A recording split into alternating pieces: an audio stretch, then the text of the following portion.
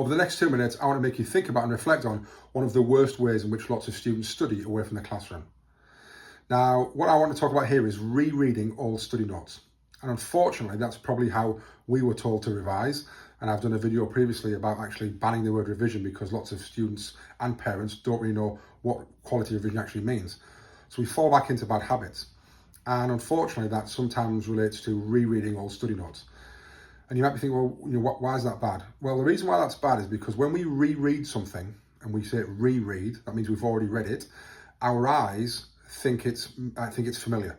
So we mistake familiarity for deep learning. So we say to ourselves, oh yeah, I know this. Yeah, I recognize this. I've seen this. Yeah. And it gives us that sense of confidence that we know it just because we've seen it before. But actually, we probably couldn't have written all that out without reading it again. So we don't really know it, we just recognize it. And worse than that, what happens is because our eyes are already seeing things that we already think we know, our brain starts to switch off. And it's a very low level kind of cognitive load because our eyes start to skim things. Yeah. And we're not really doing much.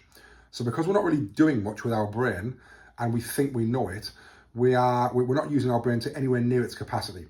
And there's a great quote on this, which I've used before, is that memory is a residue of thought. Well, if we're not having to think much and we're skimming over things and we're going, yeah, I recognize this, I know this already, it leads to a heightened state of confidence and actually a completely misplaced guidance that we do know it because we're not.